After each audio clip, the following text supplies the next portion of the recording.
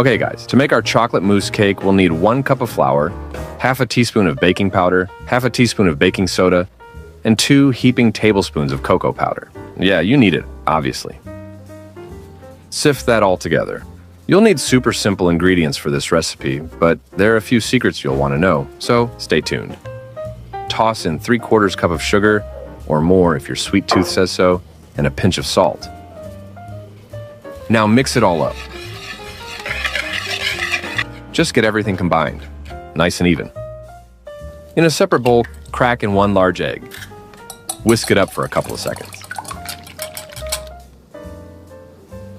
Then add 1/4 cup of cooking oil, followed by 1/2 cup of milk, and whisk it all up. It's best to use buttermilk here, but if you don't have it, no worries. Just add 1/2 tablespoon of lemon juice or white vinegar to the milk. Let it sit for a few minutes and voila, your quick buttermilk substitute is ready. Now pour the wet ingredients into the dry ingredients and mix right away. Keep mixing until everything's combined.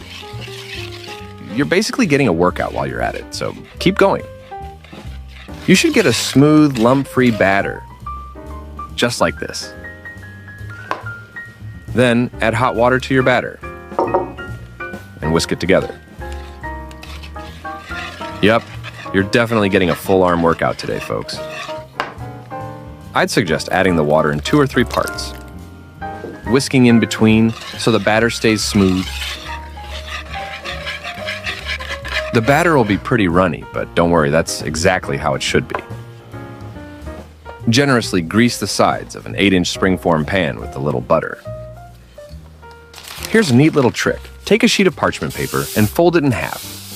Then fold it in half again. Next, fold it diagonally. And then fold it diagonally once more. You'll end up with a triangle like this.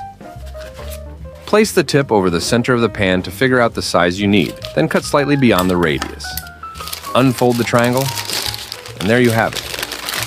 A perfect circle. Now snap the springform pan over it. The paper's bigger than the pan to keep our liquid batter from spilling out, and it makes removing the base later much easier.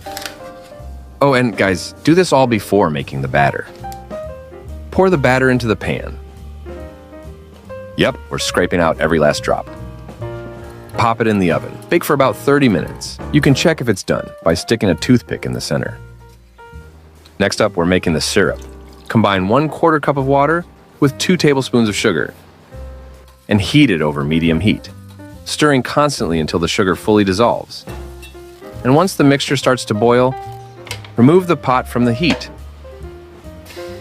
Add a teaspoon of coffee and let it steep for a little bit. If there are any coffee grounds left, you can strain it through a sieve for a smoother syrup. All right, time to take the cake out of the oven. A cracked top is fine, don't worry.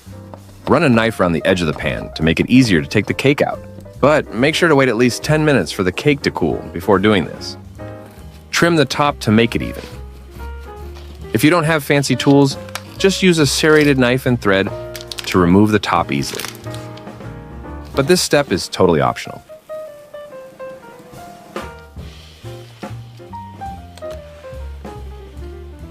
Brush a little of that coffee syrup over the cake, just enough to keep it moist, not to drown it.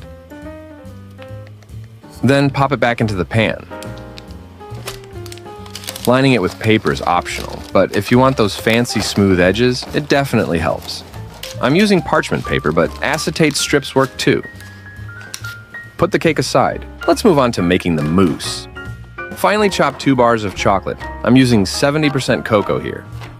Using good quality chocolate is key since it's the main flavor in the filling and it'll really affect the taste of the cake. Just chop it up nice and small, throw it into a bowl and set it aside. Now for the next step, grab 1 1/3 cups of heavy cream. Heat it slowly over low heat to about 160 to 170 degrees Fahrenheit. Don't let it boil, guys, or your ganache will turn grainy.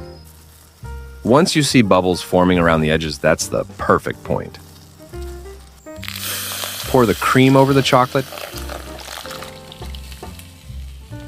Let it sit for a minute to melt the chocolate, then stir it all together until it's nice and smooth. By the way, while we're stirring, what's the dessert you're always craving but never make? Drop your comments below. I'd really like to know. Look at how gorgeous this is already looking. Let it cool to room temperature, then chill for about 30 minutes. You want it firm but not too hard. See, it thickened up nicely after 40 minutes in the fridge. Beat it on medium speed until it's light and fluffy. The cake we're making is going to be so good. Just imagine that smooth, silky mousse we're about to devour. I'm already drooling. And just like that, we've made ganache. Simple as that. In a separate bowl, pour in a cup of heavy cream. Whip it on low speed until it starts to thicken. Honestly, this is one of my favorite things. It's so mesmerizing. Then add a tablespoon of sugar. Increase the speed to medium and continue whipping until you get soft peaks. If you're enjoying this video, give it a thumbs up and subscribe. Oh, just look at that. Fluffy soft peaks like a cloud in a bowl. Okay guys, here's a little trick you'll want to pay attention to. Add about 1/3 of the whipped cream to the ganache and start folding it in. As I folded it with the spatula, I realized the ganache had thickened a bit. So if that happens, beat the whipped cream and ganache mixture on low speed for a bit. But keep in mind, only use the mixer while working with this part of the cream. Once all the cream is in, don't do that, otherwise you won't get the right texture. Gently fold in the rest of the cream with slow upward motions.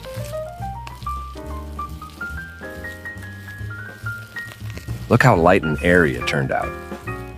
Perfect. Now spread the cream over the cake. Yeah, just throw it on there. Who cares? You gotta work fast but gentle, folks, before it thickens up. Spread it evenly, unless you're going for that abstract art look. Pop it in the fridge for at least a couple of hours so the mousse sets and the cake soaks in the flavor. Alright, finally, take your cake out of the fridge and set it free from the spring form. Peel off the paper from the sides. See? Parchment paper really makes this part a breeze. If you've got some extra chocolate, whip up a quick glaze and drizzle it over the cake. Trust me, it will taste even better. You'll find the recipe in the description below.